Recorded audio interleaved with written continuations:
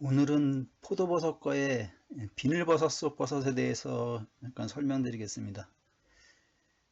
제가 얼마 전에 유튜브에서 비늘버섯 속에 대해서 한번 이제 설명드린다고 한번 약속을 했었는데 오늘이 그날입니다. 일단 포도버섯과 비늘버섯 속은 어디에 있는지 일단 먼저 알아보겠습니다.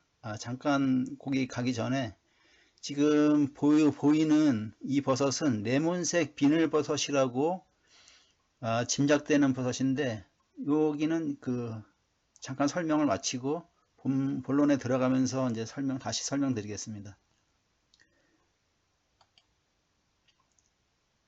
일단 이 비늘버섯 속에 이 버섯은 어디에 속해 있냐? 일단 큰 분류로 대분류로 들어가서 담자균 속해 있고요. 버섯은 보통 담자균하고 잔황균으로 크게 나눕니다. 그 담자균 중에서도 가장 버섯종이 많이 포함되어 있는 주름버섯강에 포함되어 있습니다. 주름버섯강, 붉은 모기강, 흰 모기강 이렇게 세 강으로 나눌 수 있는데 붉은 모기강의 버섯은 얼마 안 돼요. 그리고 흰 모기강도 마찬가지고 대부분의 버섯이 주름버섯강에 속해 있는데 그것도 주름버섯목, 강 이하 목에 주름버섯목에 가장 많이 속해 있습니다. 우리가 일반적으로 가시 형성되고 자루가 있고 주름살이나 이런 모양을 한 것들이 이 주름버섯목에 대부분 속해 있는 버섯들이에요. 지금 대표적으로 한다면 주름버섯과의 주름버섯이나 송이과의 버섯, 느타리과 이런 버섯들이 다 주름버섯목에 속해 있는 버섯들이에요. 마찬가지로 다 거기에 속해 있는 것들이고요. 지금 여기 잠깐 이게 유명한 목마 한번 이렇게 쭉 훑어보면은 무당버섯목 있죠. 무당버섯 종류들, 젖버섯 속도 있고 이런 것들이 이제 무당버섯목의 버섯이고 구멍장이 버섯목의 같은 경우에는 딱딱한 거 있죠. 목질이나 가죽질에 이런 버섯들, 배착성 버섯들 이런 것들이 많이 포함되어 있어요. 대표적으로 불로초, 말굽버섯 이런 것들 있죠. 이런 것들이 구멍장이 버섯목에 속해 있습니다. 이 딱딱한 것 중에서 하나 대표적인 게 또 그 소나무 비늘버섯목이 있는데 소나무 비늘버섯목은 이제 좀 황갈색을 띠는 버섯으로 성황버섯 같은 거 있죠. 그런 종류들이 여기에 속해 있는 것들이에요. 그리고 그물버섯목은 관공 형태로 연질의 버섯들이 있죠. 이런 버섯들이 많이 포함되어 있는 것들이고 꾀꾸리 버섯목은 대표적으로 꾀꾸리 버섯 알죠? 아시죠? 노란색의 그런 버섯들이 있는 거고 나팔버섯목에는 나팔버섯 속에는 몇 개 안 돼요. 붉은 나팔버섯, 녹변 나팔버섯 이런 것들이 있고 오히려 더 유명한 것이 쌀이버섯 종류 있죠. 쌀이버섯 종류가 이 나팔버섯목에 속해 있습니다. 그리고 사마귀버섯목에는 대표적으로 능이나 까치버섯, 굴뚝버섯 같은 것들 이런 것들이 속해 있고요. 말뚝버섯목에는 노랑망태 말뚝버섯 이런 것들 있죠. 그리고 방귀버섯목에는 별 모양으로 벌어지면 별 모양으로 변해서 방귀 뀌듯이 포자랄을 내보내는 그런 버섯들. 그 이하는 이렇게 특별한 것이 없어요. 이렇게 관심도 없는 것들이고 대충 이 정도만 훑어보면은 이런 버섯들이 이런 목에 속해 있구나 이렇게 분류되는 거구나 라는 것은 짐작할 수 있을 겁니다. 여기 보면 주름버섯목에는 1173종으로 기록되어 있죠. 그리고 가장 많은 게 주름버섯목이고 그리고 무당버섯목이 263종, 구멍장이 버섯목 아래로 내려갈수록 좀 종수가 적은 거예요. 그러니까 20종 이하면 거의 그 버섯에 관심이 크게 없는 사람들은 잘 모를 거예요. 아마 설명을 해도. 자, 이 많은 버섯이 포함되어 있는 주름버섯목에 속해 있습니다. 그리고 자, 주름버섯목에서 중에서도 포도버섯과는 이렇게 42종으로 해서 따로 이렇게 분류가 되고요. 여기 보면은 유명한 버섯들이 많아요. 그 광대버섯과 국수버섯과 끈적버섯과 낙엽버섯과 많이 익히 들어본 버섯들 있죠. 외대버섯, 송이버섯, 애주름버섯, 뽕나무버섯, 주름버섯과 이런 것들이 다 주름버섯목에 포함되어 있는 과입니다. 예, 우리가 오늘 배워볼 비늘버섯 속은 이 포도버섯과에 속해 있습니다. 자, 포도버섯과에는 다시 이렇게 속으로 9가지의 속으로 나뉘는데, 요즘에는 이 버섯 분류가 굉장히 많이 바뀌고 있어요. 굉장히 유동적이어서 여기 중에서도 이 속 있죠. 이 속은 또 그 볏짚버섯 속에 있다가 또 두 종이 하나 떨어져 나왔어요. 보리볏짚버섯이 여기에 속해 있는데, 이 종들은 지금 그 과도 다른 곳으로 이동되어 있어요. 그래서 여기는 그 별 크게 의미는 없다. 계속 유동적이다라고 보시면 돼요. 뭐 비늘버섯 속 같은 경우에는 뭐 그 변동은 없을 거예요. 그래서 이제 특히 여기 그 포도버섯과에 보면은 비늘버섯 속 버섯이 20종 정도로 해서 가장 많은 종을 포함하고 있습니다. 그래서 특히 우리가 뭐 이렇게 자주 볼 수 있는 버섯도 있고요. 그리고 뭐 특징이 두드러지는 측면이 있어 가지고 따로 해서 공부해 볼 만한 그런 이제 종수나 이런 것들이 되기 때문에 지금 이렇게 한번 알아보고 있는 중입니다. 그러면 비늘버섯 속에는 어떤 버섯들이 있나 쭉 목록으로 한번 살펴볼게요. 지금 제가 좀 전에는 20종이라 했는데 여기 뭐 그 21종으로 되어 있죠. 뭐 최근에 뭐 다시 새로이 기록된 버섯들이 있어서 그래요. 그래서 뭐 기존에 이제 그 자료를 사용하다 보니까 이렇게 수정이 안 된 부분이 좀 있습니다. 예, 종수는 크게 의미가 없어요. 그냥 대략적으로 어느 정도 선이다, 몇 종 정도다 이 정도만 알면 되는 거예요. 요즘 뭐 검은 비늘버섯, 계안 비늘버섯, 금빛 비늘버섯 뭐 이런 해가지고 21종이 있습니다. 그 중에서도 요거 파란색으로 되어 있는 것들 있죠. 요거는 제가 다 동정을 한 겁니다. 그래서 하나, 둘, 셋, 넷, 다섯, 여섯, 일곱, 여덟, 아홉, 열, 열하나, 열둘, 열세, 14종을 동정했네. 14종이니까 상당히 많이 동정을 한 상태예요. 나머지는 뭐 발견을 못하거나 뭐 어렵거나 뭐 극히 뭐 소수로 발생하는 이런 종들일 겁니다. 그래서 유명한 버섯 중에서는 제가 이 노랑 비늘버섯을 아직 못 봤어요. 그 외에는 뭐 맛비늘버섯 같은 경우에는 일본에서 많이 재배하는 버섯인데 실질적으로 우리나라에서는 그 자연산이 없는 것 같아요. 이건 재배 버섯으로 도입된 것도 우리 그 목록에 포함되는 경우가 많기 때문에 요게 자연에서 나오는지는 확실치가 않습니다. 아마 재배용으로 그 외국에서 들여온 종 같아요. 그래서 이제 재배용도 이제 목록에 들어가니까 있는 것 같고요. 자, 이렇게 목록을 한번 살펴봤고요. 비늘버섯 속에는 어떤 그 일정한 특징이 좀 있습니다. 똑부러지게 뭐 100%다 이렇다라고는 얘기할 수 없지만 전체적으로 겹치는 버섯들이 그 특징들이 있는데, 일단 자루의 길이를 보면은 아직 큰 버섯이 없어요. 보통 다 고만고만해요. 우리가 보통 이제 일반적으로 평균적으로 생각하는 그런 버섯들의 크기입니다. 자루가 있고 가시 있고 주름살이 있는 아주 일반적인 그 버섯의 모습이고요. 그래서 큰 것이 없습니다. 보통 정도의 크기의 버섯입니다. 그러나 갓표면에 비늘 같은 인편이 있는 것은 거의 공통적으로 나타나는 특징이 되겠습니다. 뭐 많이 붙어 있는 것도 있고 적게 붙어 있는 것도 있지만은 비늘은 있습니다. 다. 그리고 전체적으로 보면 자실체가 황갈색 계통의 색을 띠고 있습니다. 그리고 턱받이는 턱받이가 있기는 한데 그 약간 그 거미줄막 같이 뭐 끈적버섯과의 버섯처럼 그렇게 심하게 거미줄막 같지는 않은데 약간 그 부실한 막질 이런 형태의 턱받이여서 그냥 완전히 그 턱받이 치마처럼 이렇게 나타나는 건 없어요. 그래서 턱받이는 부실하게 그 자루 위쪽에 붙어 있고 흔적만 남아 있어요. 거의 이런 것도 이제 하나의 공통된 특징입니다. 예, 소실되기가 쉽습니다. 귀주는 죽은 나무에서 발생합니다. 그 죽은 나무에서 발생하거나 아니면 죽은 나무가 땅에 묻혔을 때도 나요. 땅에 묻힌 그런 나무, 아니면 나무 부스러기가 이렇게 땅에 깔려 있을 때, 그래서 이게 땅에서 발생하는지 이게 그 나무에서 발생하는지가 명확치 않을 때가 있어요. 근데 땅에서 나는 게 굉장히 많아요. 그리고 실질적으로 땅에서 나는 버섯도 있어요.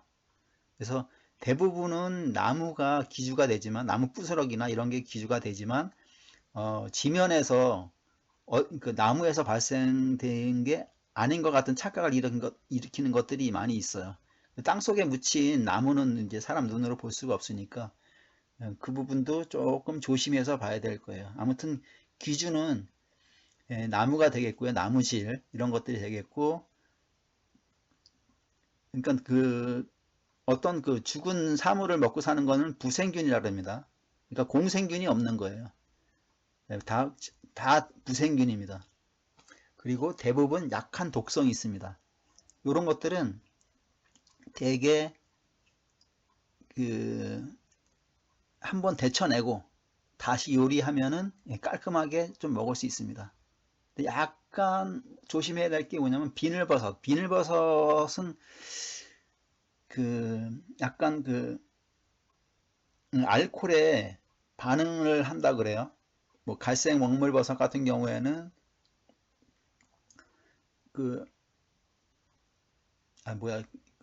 독 이름이 생각이 또 안 나네 갑자기.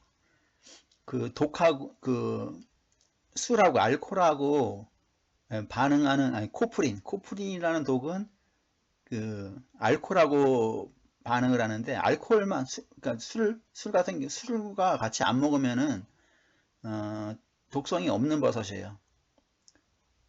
그래서 술만 피하면은 괜찮은 버섯인데, 식용을 해도 괜찮은 건데, 이 비늘버섯 같은 경우가 이제 그런 독성이 있다고 합니다. 그리고 나머지는 데쳐서 요리하기만 하면 되는 버섯들이에요. 그리고 뭐 먹고 죽을 만한 그런 버섯은 없습니다. 아주 강한 독을 갖고 있지는 않고요.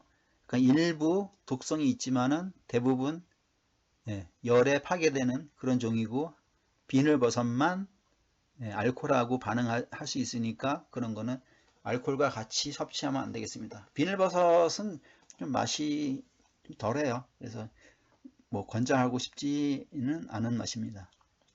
그리고 조직은 뭐 단단하지도 않고, 뭐 보통 버섯들이 이렇게 만지면 다 부서지고 하는데 그 정도의 버섯입니다. 약간 부실한 약한 조직이라고 보면 됩니다.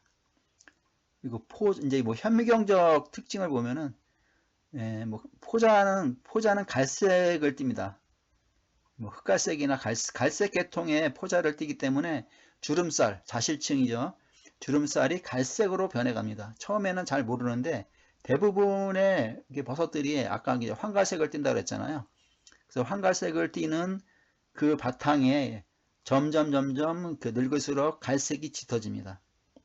그래서 이게 주름살의 색깔을 보는 게 버섯을 아는데 굉장히 큰 도움이 됩니다. 그래서 갈색으로 변해가나, 아니면 뭐 실질적으로 자기가 따다가 버섯을 종이 위에 올려놓고 어떤 색깔의 포자가 떨어지나 이렇게 실험을 한번 해봐도 괜찮습니다. 그리고 이제 포자는 현미경상에서 보면은 황갈색이에요. 황갈색이어서 이따 보여드릴게요.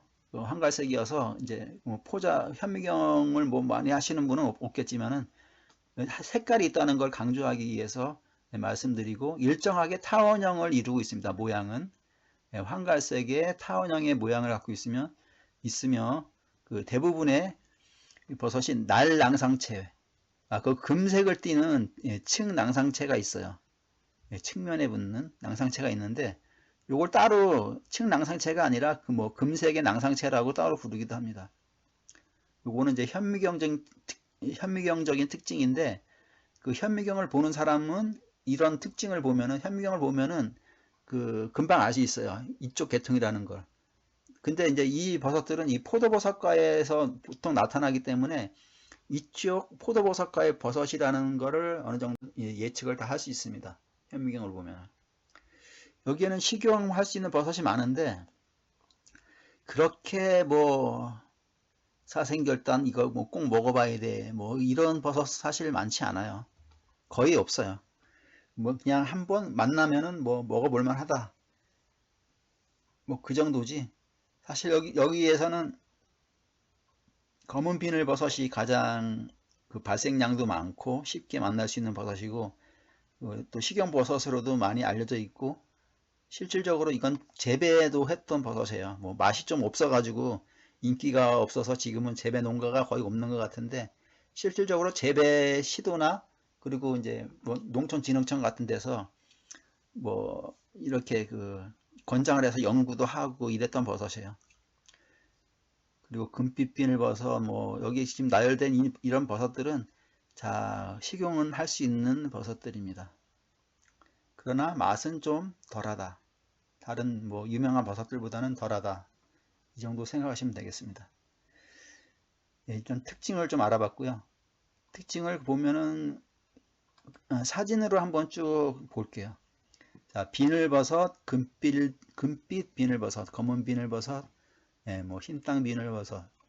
이건 임시명이라고 붙인 건 제가 동정한 거예요. 그래서 붙어 있고 지금 보면은 뭐 그 버섯이 작아서 사진이 작아서 좀 비늘이 좀 잘 안 보이겠지만 여기 뭐 비늘버섯, 흰비늘버섯, 금빛 비늘, 검은 비늘 이런 것들은 좀 보이죠. 갈색 예, 밋밋한 비늘버섯도 좀 보이고 큰 머리 비늘, 제 비늘버섯도 보이고 잘 안 보이는 것들이 뭐 흰비늘? 이 흰비늘도 자세히 보면 보여요. 색깔 때문에 좀 잘 안 보이는 거고 노란각 비늘버섯, 계란 비늘버섯 같은 경우에는 잘 안 보여요. 예, 안 보입니다. 잘. 이거는 그 거의 예, 잘 안 보여요. 이건 진짜로. 그리고 뭐 이 속 같지가 않아요. 뭐 색깔이나 비늘 뭐 비늘이 없이 뭐 밋밋한 거나 이런 걸 보면 계란 비늘버섯은 비늘버섯 같지가 않아요. 약간.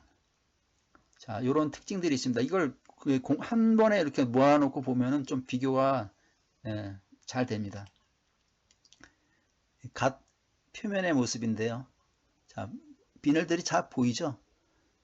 지금 여기에 흰땅 비늘버섯 같은 경우에는 가장자리에 이렇게 보이죠?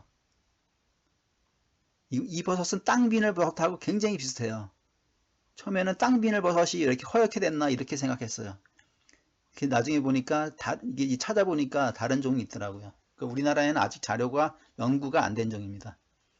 여기도 이제 땅 비늘버섯도 여기 비늘이 보이죠. 그리고 큰머리 비늘버섯, 여기 갈색 밋밋한 비늘버섯, 이건 꽈리 비늘버섯이라고도 했던 버섯이에요. 그리고 친비늘버섯도 많고, 그 노란갓 뭐 예, 계안비늘 이런 것은 아직 티가 좀 안 나죠, 많이. 그리고 흰 비늘버섯도 약간 보이고, 예, 제비늘버섯도 약간만 보입니다. 이건 뭐 여기 뭐야 큰 사진으로 한번 보면서 비늘이 있나 없나 이거 보는 것도 예, 재미가 있을 것 같습니다. 그리고 이제 전체적으로 이제 그 주름살의 모습인데 역시 그 계안 비늘버섯은 아주 특별합니다. 계안 비늘버섯은 특별해서 이렇게 살구색이 나요. 오렌지색에 가까운 살구색이 나서 아주 독특한 버섯이라고 생각할 수 있습니다. 그리고 대부분의 버섯들이 이렇게 좀 어렸을 때는 약간 황색기가 있지만은 좀 이렇게 밝은 흰색에 가까운 이런 색을 띠기도 하지만 전체적으로 오래되면은 이렇게 황갈색, 갈색으로 변해갑니다. 자, 요거는 좀 이렇게 좀 덜 변한 상태고요. 이런 것들은. 근데 전체적으로 보면은 한눈에 보면은 아, 이게 버섯들이 다 황갈색 계통의 그리고 갈색 계통의 주름살을 띠고 있구나라는 것을 쉽게 알 수 있습니다. 아까 설명드렸던 그 금색의 낭상체라고 그런 거죠. 금색의 층낭상체라고 하는 거. 사실 이건 노란 계안버섯, 노란 다발버섯의 그 금색 낭상체인데 다 이게 비늘버섯 속의 버섯도 다 이런 걸 갖고 있어요. 지금 요 사진이 잘 나와가지고 요걸 이제 샘플로 쓴 거고요.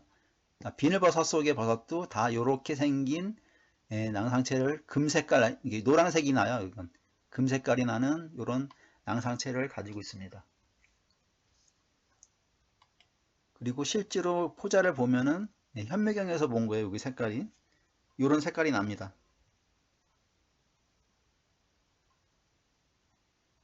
자, 현미경상에서도 한갈색을 띠고 있죠. 자, 이런 것들이 주요 이제 공통적으로 알아볼 수 있는 특징들이 되겠습니다. 자, 아까 레몬색 첫 장에서 봤던 버섯인데요. 요거는 레몬색 비늘버섯이라고 그 최근에 어떤 목록에 등장을 했어요.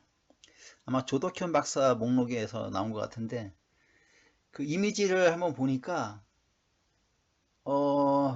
이 이미지가 거의 똑같더라고요. 레몬색 비늘버섯이 제가 발견한 그 금빛 비늘버섯으로 알고 있던 이 버섯하고 거의 같더라고요. 그래서 아직까지는 확정이 연구가 아직 안 됐어요. 그래서 근데 이미지만으로는 그리고 이미지하고 그 자생지 이게 지금 이 버섯은 전나무에 난 거예요. 전나무에 난 건데 침엽새에도 나고 화렵새에도 난다고 돼 있어요. 근데 이게 금빛 비늘버섯은 원래 화렵새에 난다고 했거든요.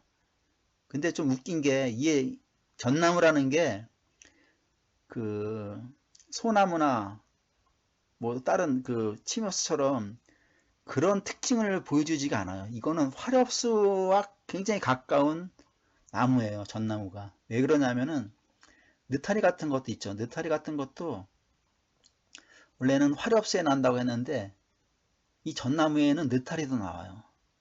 그리고 뭐 산느타리도 나오고 그러니까 화렵수에서 발생하는 버섯들이 전나무에는 많이 붙어요. 그래서 이제 좀 이게 이걸 침엽수로 취급을 해야 되느냐 화렵수로 봐야 되느냐 이걸 딱 규정을 못 하겠더라고요. 아무튼 이게 전나무에서 발생한 거고요. 그래서 금빛 비늘버섯으로 계속 이제 인식을 하고 있던 버섯이에요. 그리고 그 특징이나 생김새에서 나오는 특징이나 뭐 맛이나 이런 것들이 거의 다 일치해요. 근데 이제 이 레몬색 비늘버섯이라는 이게 목록에 나와서 검색을 해보니까 이미지가 똑같더라는 얘기죠. 근데 포자는 약간 다르더라고요. 그래서 이제 뭐 어차피 결정된 게 아니기 때문에 그런 게 있다까지만 설명드리고 자, 이제 본격적으로 비늘버섯 속의 버섯에 대해서 설명드리겠습니다. 방금 예를 들어서 이제 얘기했던 금빛 비늘버섯입니다. 금빛 비늘버섯은 그 버드나무에 잘 발생합니다. 그러니까 기주가 버드나무인 건 확실해요. 그리고 제가 많이는 못 봤어요. 버드나무에서만 봤어요. 그리고 좀 드물어요. 그런데 버섯은 굉장히 커요. 비늘버섯 속 버섯 중에서는 이 금빛 비늘버섯이 가장 큽니다. 특히 뭐 제가 처음 봤을 때는 이 굉장히 버드나무가 굵은 버드나무에 그 죽은 나무에서 발생했는데 버섯이 굉장히 컸었어요. 진짜로. 그래서 이제 보고 깜짝 놀랐어요. 일단은 그 버드나무가 기주가 되겠고요. 아주 여기 기부 있죠. 기부가 굉장히 뚱뚱합니다. 근데 아까도 여기 레몬색 비늘버섯을 봤을 때 여기 이것 굉장히 그 기부가 뚱뚱하거든요. 같은 특징을 갖고 있어요. 그리고 일단 그 버드나무에 발생하는 버섯이 아래서 나올 검은 비늘버섯이 버드나무에 잘 발생합니다. 근데 검은 비늘버섯은 그 발생이 양이 되게 많아요. 그래서 버드나무 올해도 제가 몇 번을 봤는데 버드나무에 달린 거를 특히 올해는 버드나무에 금빛 비늘버섯 아니 검은 비늘버섯이 굉장히 많이 났더라고요. 근데 이제 이 금빛 비늘버섯은 버드나무에 나긴 나는데 봄에 거의 나더라고. 봄에 나고 약간 좀 비늘이 커요. 그리고 크기가 크고 여기 기부가 뚱뚱한 거. 이 정도만 생각하면은 이제 동정이 쉽게 됩니다. 이 버섯은. 그 정도만 알고 있으면 되고 맛은 엄청 점액이 많아요. 그래서 막 입안에서 미끌미끌 거려 가지고 이 버섯만을 먹으면은 약간 그 아이들은 이런 거 굉장히 식감 안 좋아하거든요. 그래서 이제 조금만 넣고 다른 거랑 뭐 퍽퍽한 뭐 다른 거랑 재료랑 해서 섞어서 한다거나, 감자 같은 거 퍽퍽하잖아요. 그래서 같이 섞어서 한다거나, 아니면 많이 따게 되면은 그 한 번에 다 요리하지 말고 다른 요리랑 섞어서 하세요. 너무 점액질이 많으니까 미끌미끌하니까. 그렇게 해야 좀 즐길 수 있습니다. 이렇게 버드나무에서 이제 발생한 자실체고요. 이것도 잘 살펴볼 필요가 있어요. 검은 비늘하고 같은 특징을 갖고 있어요. 가장자리에 그 흰 비늘이 있으니까. 그러니까 기부가 뚱뚱한 거, 뭐 그거 하고 크기가 큰 거, 그 정도 생각하시면은 예, 동정은 해낼 수 있습니다. 예, 포자는 받고요.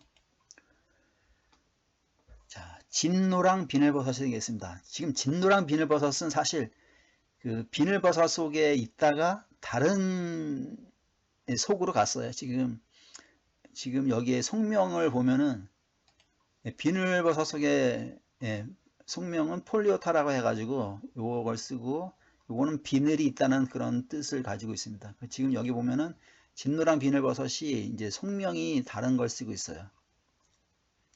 그래서 다른 속으로 이제 갔는데, 뭐 얼마 전까지만 해도, 그리고 아직까지 뭐 이제 뭐 시중에 깔려 있는 도감이나 이런 것들이 다 비늘버섯 속으로 다 아마 기록이 남아 있을 거예요. 그래서 이제 짚고 넘어가는데, 이게 이제 지금은 다른 속으로 바뀌었습니다. 포도버섯과에 있는 건 맞아요. 이 버섯은 원래 이게 예, 요 아니콜라 요 속명 자체가, 종명 자체가 오리나무를 뜻하는 거예요. 그래서 오리나무가 자라는 곳에 가면은 이 버섯을 볼 수 있습니다. 그래서 오리나무 버섯이라고 생각하시면 돼요. 진노랑 비늘버섯은. 그리고 오리나무가 죽어 있는 이런 고사목에도 있지만 거의 다 보면 이렇게 땅에 묻혀서 나와요. 땅에 바닥에 잘 나더라고 이거는. 그리고 비늘이 굉장히 약한데, 이거 보이시나? 요 저 큰 그림으로 보여드릴게요. 가장자리에 그 흰색의 요 테두리 같이 이렇게 나는, 요렇게 비늘이 붙어요. 그리고 거의 비늘이 없어요. 밋밋해 보이거든요. 그래서 요 버섯의 특징은 가장자리에 요 흰띠를 이루듯이 약하게 비늘이 생기고, 그리고 오리나무에서 발견할 수 있는 것, 요것만 생각하시면은 이 버섯은 또 동정이 가능하겠죠. 지금 나중에 안 거지만 이 포자가 약간 다르더라고요. 이런 포자, 앞으로도 보게 될 버섯은 대배 황갈색을 띠는 이런 포자인데, 이 진노랑 비늘버섯은 포자가 약간은 틀리더라고요. 끝이 좀 뾰족해요. 그래서 이게 좀 다른 면이 있어서 속이 바뀌었구나 라는 생각을 하게 되더라고요. 그리고 언뜻 보면은 뭐 진노랑 비늘버섯 뭐 이런 거랑 대충 비슷해 보이는, 그래도 가장 가까운 것끼리 이렇게 지금 붙여서 나열해 가지고 이제 공부하는 겁니다. 띠 비늘버섯입니다. 식독 불명으로 되어 있는데 아직까지는 제대로 연구가 안 돼서 이렇게 나온 거지만, 실질적으로 이것도 먹을 수 있을 겁니다. 제가 아마 먹었을 거예요. 근데 정확히 기억이 안 나는데 다른 거랑 같이 따가지고 먹었던 것 같아요. 그래서 이것도 이제 뭐 식용을 가능할 것 같은데, 일단은 뭐 어떤 연구 자료나 이게 식용이다라는 거를 아직 발견을 못 해가지고 식독 불명으로 올려놨는데, 이 버섯은 그래도 종종 발견되는 겁니다. 올 가을에도 이게 뭐 질문 같은 게 많이 들어왔던 버섯인데, 아주 많지는 않지만 그리고 종종 발견되는, 그나마 좀 흔한 종이다. 1년에 한두 번 정도는 볼 수 있는 그런 버섯이에요. 버섯을 이렇게 좀 많이 찾아다니는 분들은 1년에 한두 번 정도는 볼 수 있는 버섯입니다. 이렇게 나무에서 난 거는 이제 제가 요거 작년인가 처음 봤고요. 요게 이제 그 최근에 동정된 버섯이에요. 그래서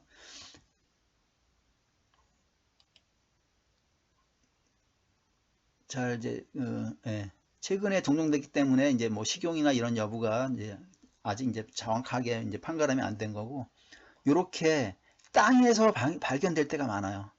땅에 묻힌 나무에 있죠. 뭐 아주 그 낮게 잘린 그루터기 있죠. 요즘에는 그 조경구역 같은 데 있잖아요. 왜? 뭐 이렇게 나무를 잘라야 뭐 죽은 나무를 잘라야 될 때는 그 나무 밑동을 아주 그 바짝 자르는 경우가 있더라고요. 그런 경우에는 이렇게 거의 땅에서 발생하듯이 이렇게 발생합니다. 이렇게 그 나무에 발생할 때도 있지만 나무에 이렇게 땅에서 묻힌 나무에서 나올 때가 많아서 그런 것도 염두에 두셔야 됩니다. 이 버섯의 가장 큰 특징은 아까 그 진노랑 비늘버섯도 가장자리에 이렇게 띠 모양을 이루듯이 그 비늘이 있다 그랬잖아요. 이 버섯도 약간 이렇게 바깥쪽으로 테두리가 생기듯이 이렇게 띠가 생깁니다. 이렇게. 그리고 가운데도 중간 섬유상의 무늬도 있고 약간 진한 색의 갈색의 인편이 있습니다.